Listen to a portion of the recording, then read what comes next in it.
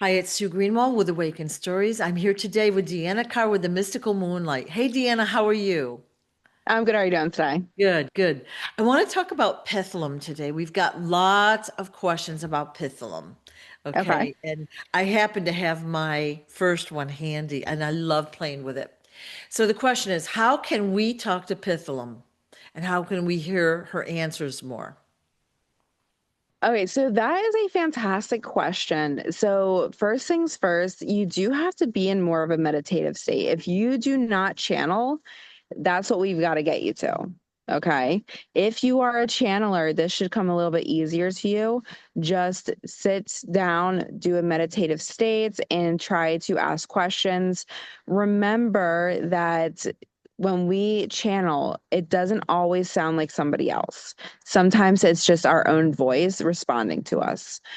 So that is one clear sign that something's coming through. So just listen to it. Or if you're a verbal channeler, you just allow it to come out through your mouth, obviously, and then listen to what is coming through because sometimes we don't really process the information in our brain first. We just allow it to be. Okay. For those that are non-channelers, you do want to start the practice of channeling. Now, it's going to be key for you to start in a meditative state. This is just for you to be relaxed and calm.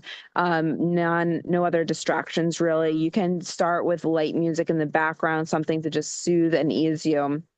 Um, what you're going to want to do is if you have pithlum, you want to sit with it and or hold it. If you don't, what you want to do is say pithlum over and over and over in your head at least 20 times. Why? Because you're allowing your energy to pick up that you want to grab onto pithlum's energy and that you want to download pithlum, right? If you just say it once, it's like, do you really want that? So say it over and over. That way, the universe knows I want to know what Pithlum's got for me. Okay. Okay. Yeah. Um, you do want to stop after a certain point just so you can start that channeling process. So Okay.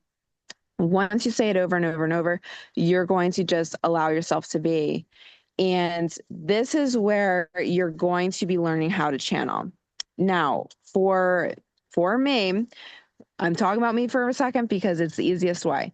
When I talk about channeling, I think about not only a tube of white light coming through, but also a almost like a clear cylinder. Okay. The reason being is I am the messenger. I am the what's it called? Um, Transmitter, transmit. Oh, receiver. something. Yeah. Yeah, you get what I'm saying. Yeah. So this is what I imagine. It is coming straight to me. The Mhm. information is coming straight down. Okay. And for me, I just start talking. It's the easiest way because when we start to add our brain into it, we start to filter through. Not only is this really me? Is it Pithlum? Is that the question I really wanted to know? You Yeah. start to let your brain take over, Right. and now you're not really channeling anymore. You're actually just asking yourself a whole bunch of questions and going down a rabbit hole. Right. So stop that right now. You're going to just start talking. This is a great way for intro channelers to start. You're just going to start talking. At first, it might sound weird, odd, random things might come out. And then this is where you're going to start asking questions. So now we're in our mindset of channeling. So now I want to ask Pithlum a question. Okay, what color is the sky? It is, and then you just start answering. You don't want to, what color is the sky, and then sit there and wait for the message. When you're just starting, you can't do that yet because you need to keep that channel to up to date. You need to keep it moving and flowing. So just answer it right away. Even if it sounds like baloney, just allow it to spew out. The first few times you channel is probably going to sound weird. Once you start getting a hang of it, you can start taking those little pause breaks and really hearing the messages as you progress with your channeling skills. Um, You'll also know at some point if you're really channeling when your voice starts to change. So if you've heard some of the pieces where I've channeled, sometimes you can hear my voice change. You get different accents. You talk at a different speed, a different rate. There's a whole bunch of things that happen while you channel. So in a short, this is how you channel. Okay. I Yeah, hope yeah. this helps. In 2 minutes or less, right? Yeah, yeah. Yeah. Okay. Next question is, can Pitholem help us open our third eye? Oh, of course. Yeah. Yeah. Pitholem can So, help with a lot of things. For your third eye, you don't necessarily need Pitholem. Sometimes just a clean, like a Reiki clearing or healing on yourself with your chakras. Sometimes we just keep our third eye shut. Sometimes it's from traumatic past that we've had that we're like, I don't want to know anymore, and you kind of shut it down. right, right. Mm. So there's a lot of ways it could be blocked, is what you're saying. Yes. So we have to truly want to reopen, if Yeah. we're not, yeah, A lot of people, they might want the information, but they still have a fear about doing it. And that can derive from anything. It could be past trauma. It could be from, I don't want to be weird. Do I really have the gifts? I don't think I do. So the smallest doubt in yourself is going to start to hold you back. right, So that's why I say just go for it. Even if you sound weird, odd, whatever, just go for it. Because right, as you progress with your skills, you are building up that confidence, and that confidence is going to help you to channel better in the future, to read better in the future, whatever it is, it will help later on, but you need to build the confidence through practice. right, right. So what kind of information can Pitholem provide for us? Anything. I Um, mean, Help in manifesting something, giving advice, telling us what to do, that kind of stuff, just providing information when we're researching, anything it like can that? pretty much answer anything. Yeah, So think about it like the internet. You want to go on and ask a question to Google. You don't have to type, you just have to sit still and ask a question. Um, it's just a different form. And then, like I said, you just have to allow it to be. But you can definitely ask whatever you want. I think we've done some where I've channeled random questions, asked questions. It does not have to be specific whatsoever. It can be random. So, okay, yeah. okay.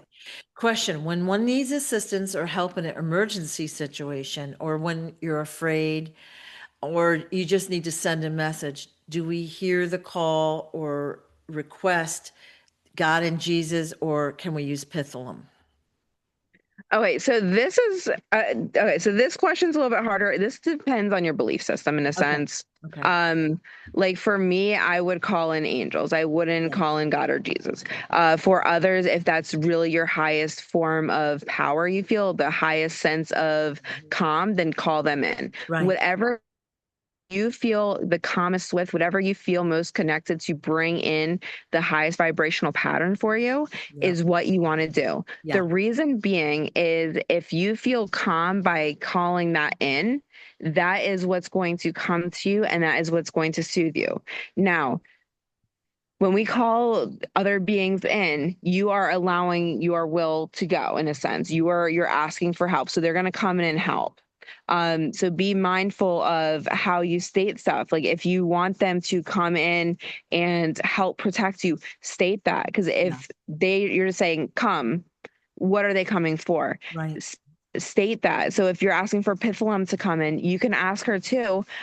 Just specify what you need, and that goes for anything. Like if you really want to get help, specify. I need help clearing energy. I feel an attachment, and then sit in a calm setting to try to alleviate the right, attachment. right, There are some pieces where you're going to have to put work in, like we can ask for help, but at some point they also want us to learn. Some of this happens because we need to learn a lesson, and that's why it might last longer than we want it to. right, right. I always started with angels because I didn't want to bother, God. I didn't want to be a bother to anyone. And I thought angels are like softer and easier. But I think that was my belief system. I had a self-worth thing going. Now I call Mhm. daddy in, I'll call Jesus in, whatever. Yeah, When I'm afraid, I need help, I can't figure something out, or I'll call yeah. the angels in. And usually the answer comes fairly quickly. you know? Yeah, they'll come quick, and the more you ask, the sooner they'll actually get there because you're kind of like Right. on redial. Yeah. Um, you've already asked for the energy, you've already asked for the help and all of that. That's where it's what you're comfortable with. Yeah. Like you said, like you didn't feel comfortable doing that. That's fine. Yeah. Do what you're comfortable with. If you, like I say, I call the angels in first. All of us, listen, you can even call in your guides. You don't have to call in random angels. You can ask for your own guides to come in. Remember, you have multiple guides. You just might not know about it. Yep. Yep. Usually I will call in angels, guides, and teachers if it's just something every day. And if we need Hmm. the bigger guns, I'll call in God or Jesus, right? Yeah.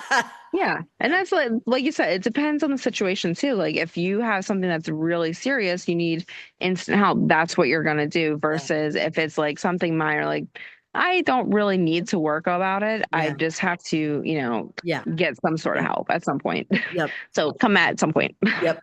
Okay, so to summarize, for those that want to use Pitholem more effectively, it helps to be in a quiet setting and to really want to communicate with Pitholem if you can already. And like Hmm. Deanna said, reiterate Pitholem's name, hold her if you've got one.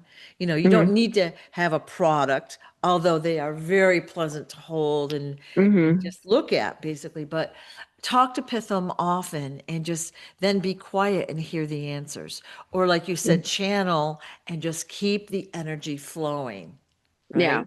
Yeah, And what honestly, it's what works for you. A lot of right, people are different. We're right, all different. So what works for me might not work for you. right, That's where you have to experiment. And I've said this before, if you've ever had a reading from me, I'll tell you this is like one of the basics, right, experiment with your gifts.